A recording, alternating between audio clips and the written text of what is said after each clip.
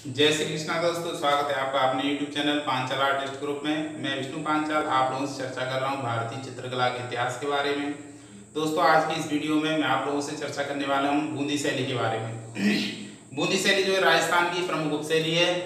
राजस्थान को अगर हम भौगोलिक दृष्टिकोण से देखें तो 4 भागों में विभाजित किया है: मेवाड़, मारवाड़, हाड़ौती और मेवाड़। मेवाड़ और मारवाड़ के ऊपर जो है हम लोग चर्चा कर चुके हैं। आज की इस वीडियो में हम लोग चर्चा करने वाले हैं हाड़ौती की प्रमुख उपशैली बूंदी शैली। दोस्तों, हाड़ौती को हम देखें तो हाड़ौती शैली की जो है प्रमुख उपशैलियां हैं कोटा, बूंदी, झालावाड़। तो हम इस वीडियो में आप लोगों से बताने वाले हैं बूंदी शैली के बारे में।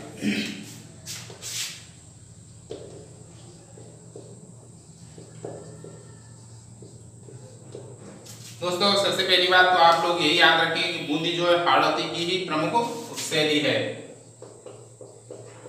इसकी उपशैली दोस्तों हाड़ौती की प्रमुख उपशैली है, क्योंकि राजस्थान को 4 भागों में विभाजित किया है: मेवाड़, मारवाड़, हाड़ौती और मेवाड़। तो हाड़ौती की प्रमुख उपशैली है बूंदी शैली।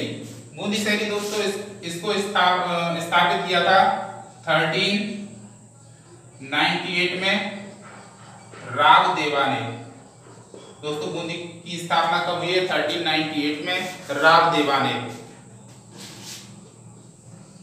राव देवा ने 14वीं शताब्दी में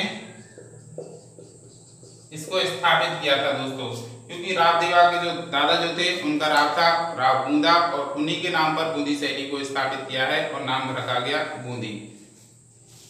दोस्तों, बूंदी को हम राजस्थान के संदर्भ में देखें तो इसको छोटी काशी भी बोला जाता है। कला के दृष्टिकोण से देखें तो भित्ति चित्रों का स्वर्ग,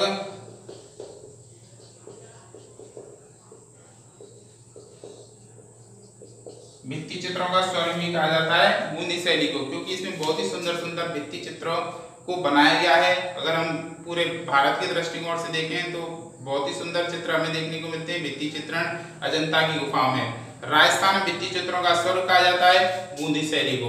और बूंदी की स्थापना 1398 में राव देवा ने की है 14वीं शताब्दी में अपने दादा राव बूंदा के नाम पर।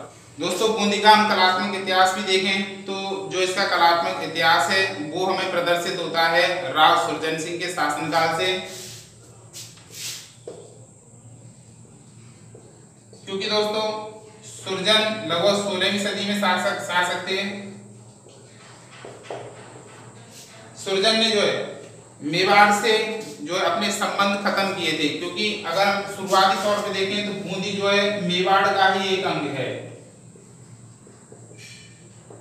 बूंदी जो किसका अंग है? मेवाड़ का अंग है। और राज सुरजन ने जो मेवाड़ से अपने जो संबंध खत्म करके अकबर की आंशिक अधीनता स्वीकार की थी, और अकबर को रणथंभौर का किला भी उसे भेंट किया था, और जो है मुगल अधीनता स्वीकार की राव सुरजन ने। सुरजन के बाद जो प्रमुख सम्राट हैं वो इस तरीके से मैं आप लोगों को बता रहा हूं।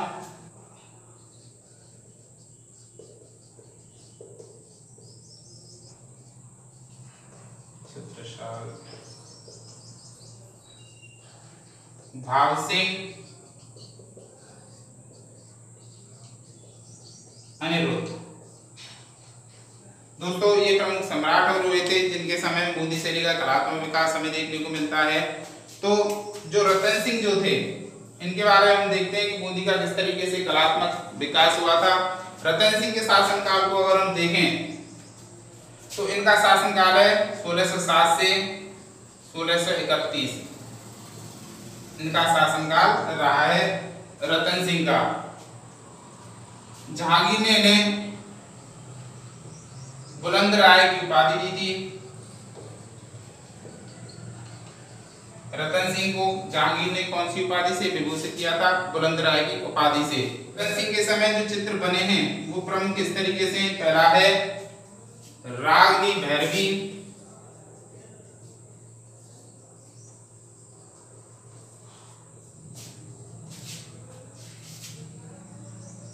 दूसरा है राग दीपक। रागनी भैरवी दोस्तों नगर निगम संग्रहालय इलाहाबाद में स्थित है।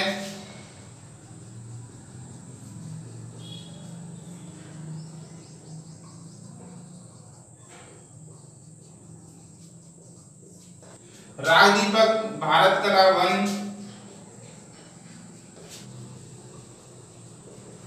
इलाहाबाद में रखा हुआ है। दोस्तों तो ये जो चित्र है जो है रतन सिंह के समय में, राव रतन सिंह के समय में इनसे संबंधित चित्र बनाए गए थे। कौन कौन से हैं? रागनी भैरवी और राग दीपक। ये इन चित्रों का निर्माण राव रतन सिंह के शासनकाल में हुआ था।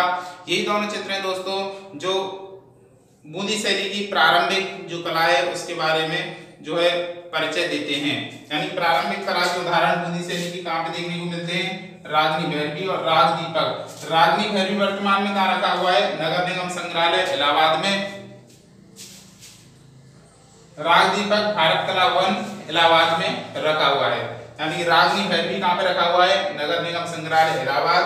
राग दीपक कहाँ रखा हुआ है? भारत कला वन इलाहाबाद में। ये दोनों किसके समय के चित्र हैं? रतन सिंह के समय के चित्र हैं और इन्हीं दोनों चित्रों से ही बूंदी शैली के प्रारंभिक चित्रों के साक्ष्य में देखने को मिलते हैं। छत्रसाल के बारे में दोस्तों, रतन सिंह के बाद शासन संभालते हैं छत्रसाल के बारे में हमें जानकारी नहीं मिलती है क्योंकि इनके समय में ज्यादा कला का विकास नहीं हुआ था। थोड़ी बहुत कला विकसित हुई थी क्योंकि इन्होंने यानी छत्रसाल ने कलाकारों को आश्रय जरूर दिया और थोड़े बहुत चित्रों का निर्माण भी हुआ था। छत्रसाल के बाद शासन संभालते हैं भाग सिंह जो है दोस्तों ये चित्रकला, काव्य कला और संगीत कला प्रेमी थे। भाग सिंह यानी कि रतन सिंह के बाद छत्रसाल के बाद भाग सिंह शासन संभालते हैं। भाग सिंह के जो है चित्रकला, काव्य कला और संगीत कला इन तीनों कलाओं में रुचि रखते थे भाग सिंह के समय दोस्तों प्रसिद्ध लेखक हुए थे मतीराम भाग सिंह के समय के प्रसिद्ध लेखक हैं। मतीराम ने ललित, ललाम और रसराज नामक ग्रंथों की रचना की थी मतीराम ने। अनिरुद्ध के समय देखें दोस्तों तो अनिरुद्ध जो थे, महाराजा अनिरुद्ध जो थे, उन्होंने मुगलों के साथ दक्षिणी मोर्चों उन पर जो काफी युद्ध लड़े थे और यही कारण था कि अनिरुद्ध के समय बूंदी शैली पर दक्षिणी शैली का प्रभाव देखने को मिलता है।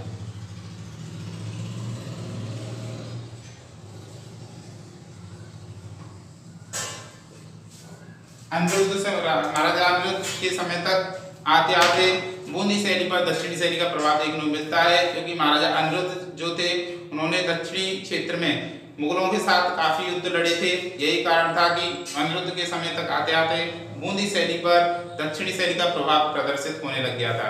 दोस्तों आशा करता हूँ आपको यहाँ तक समझ में। दोस्तों मैं रिपीट कर देता हूँ बूंदी शैली के बारे में। बूंदी की स्थापना 1398 में रावदेवा ने की थी।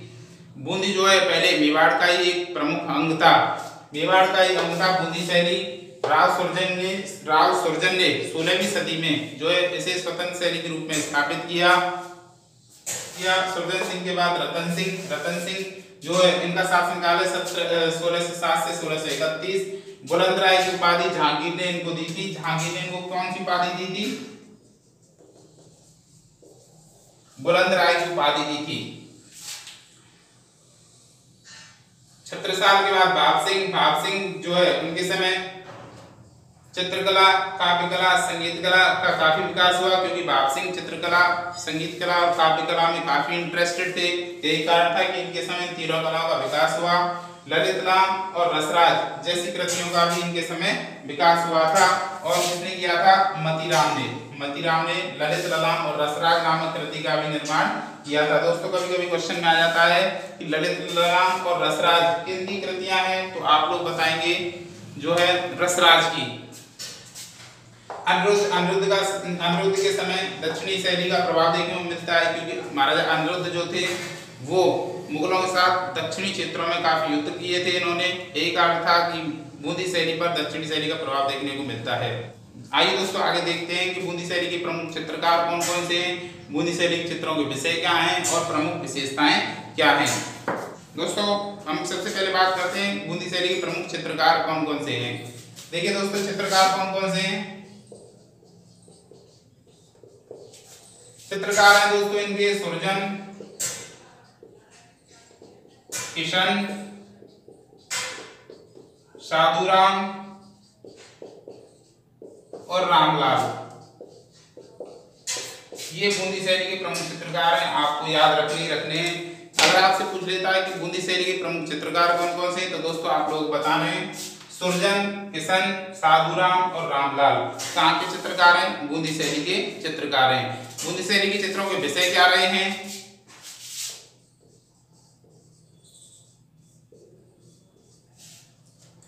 दोस्तों वैसे तो बूंदी शैली चित्रों के विषय प्राकृतिक सौंदर्य से परिपूर्ण है, क्योंकि यहाँ की जो मनोरम घाटियां हैं, पहाड़ी क्षेत्र हैं, सुंदर वातावरण है, ये बहुत ही मनमोहक है और इसी को देखकर चित्रकारों ने अपने चित्रों का निर्माण किया था। तो प्राकृतिक सौंदर्य से परिपूर्ण जो है चित्रों का चित्रांकन बूंदी शैली में हुआ है। देखते हैं और कौन कौन से विषय चित्रित हुए थे बूंदी शैली में। बूंदी शैली चित्रों के विषय रागमाला, नायक नायिका, ऋतु वर्णन,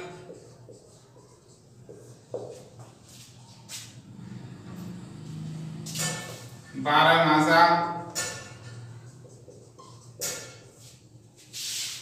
रागमाला के छिन्न चित्र,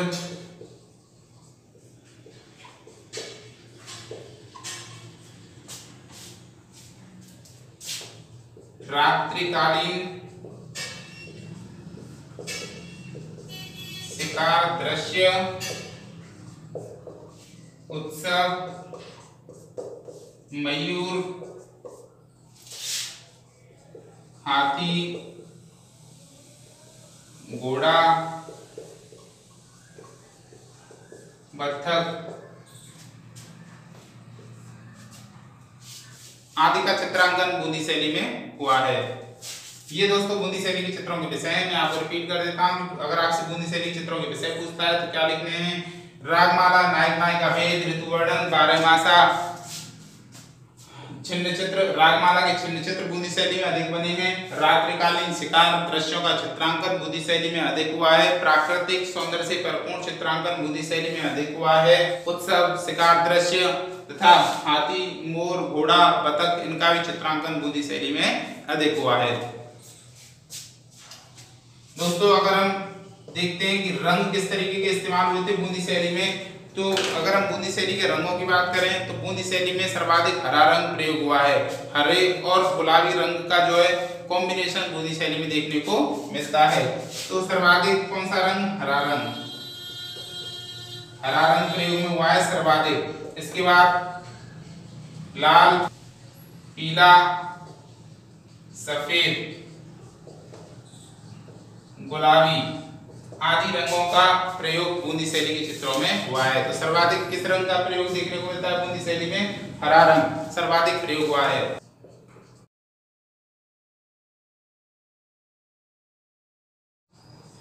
यानी प्रारंभिक बूंदी शैली पर मेवाड़ शैली का प्रभाव देखने को मिलता है। दोस्तों जो बूंदी शैली जो है, अगर इनकी आकृतियों की बात करें तो आकृतियां किस तरीके की बनाई हैं? पहली बात करते हैं पुरुषाकृतियों की। तो पुरुषाकृतियां कैसी हैं? इन पर मेवाड़ शैली का प्रभाव देखने को मिलता है।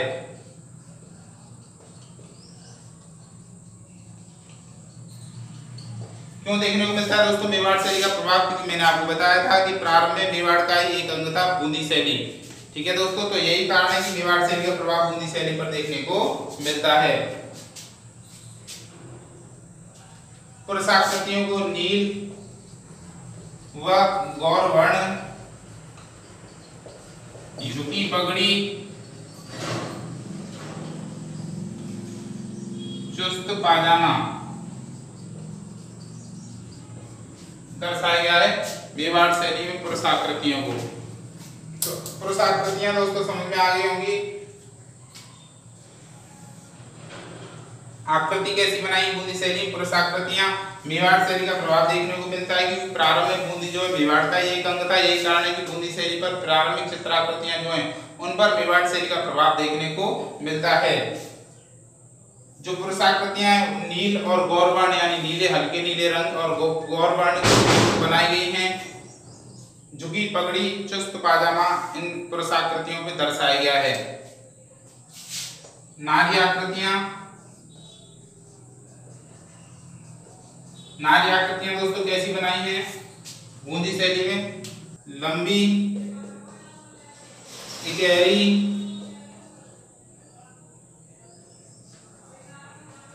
सुंदर नेत्र, छोटी नासिका,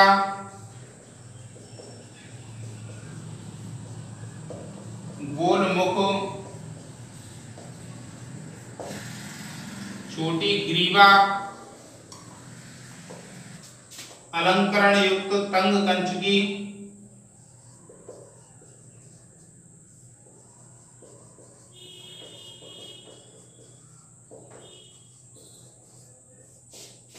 आगे निकला वक्षस्थल,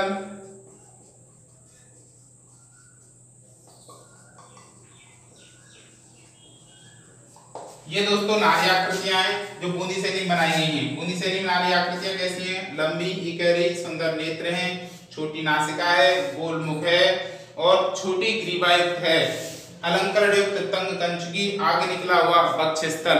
नारी सौंदर्य परिपूर्ण चित्रों का चित्रांकन जो है बूंदी शैली में देखने को मिलता है और इन्हीं चित्रों के आधार पर प्राकृतिक सौंदर्यता भी देखने को मिलती है। प्रकृति को भी इन चित्रों के आधार पर ही दोस्तों दर्शाया गया है पृष्ठभूमि में। लास्ट दोस्तों चित्र कौन कौन से प्रमुख चित्र बूंदी शैली में प्रमुख चित्र देखने को मिलते हैं? कौन कौन से प्रमुख चित्र हैं वो देखते हैं। तो राग उम्मेद,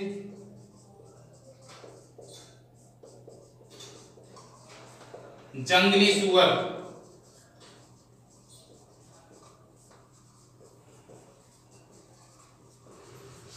राग उम्मेद जंगली सुअर का शिकार करते हुए चित्रित किए गए बूंदी शैली में। राग दीपक,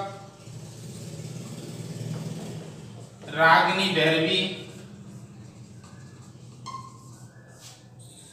और वर्षा में नाचता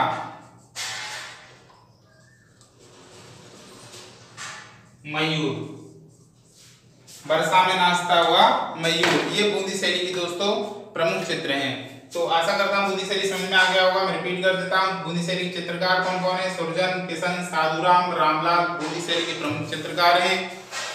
बूंदी शैली चित्रों के विषय क्या है? रागमाला, नायक नायिका भेद, ऋतु वर्णन, बारहमासा, रागमाला के चिन्ह चित्र, रात्रिकालीन शिकार दृश्य, उत्सव, मयूर, हाथी, घोड़ा, बतख आदि का चित्रांकन बूंदी शैली में देखने को मिलता है। दोस्तों ये विशेष रूप से याद रखना कि बूंदी शैली के जो चित्र हैं प्राकृतिक सौंदर्य से परिपूर्ण है, क्योंकि यहाँ का माहौल, यहाँ का वातावरण बहुत ही मनमोहक था, प्राकृतिक सौंदर्य से परिपूर्ण था और चित्रकार जो थे उन्होंने उस सुंदर वातावरण को अपने चित्रों के माध्यम से प्रदर्शित किया था।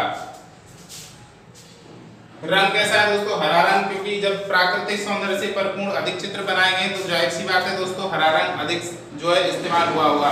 तो बूंदी शैली चित्रों में हरा रंग प्रमुख रूप से इस्तेमाल हुआ है।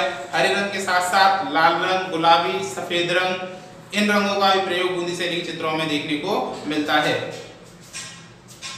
आकृतियां दोस्तों पुरुषाकृतियां, जो प्रारंभिक पुरुषाकृतियां बूंदी शैली में मेवाड़ शैली से युक्त हैं, क्योंकि प्रारंभ में बूंदी जो मेवाड़ का ही एक अंग था, मैंने आपको बताया। यही कारण था कि प्रारंभिक बूंदी शैली पर मेवाड़ शैली का प्रभाव देखने को मिलता है।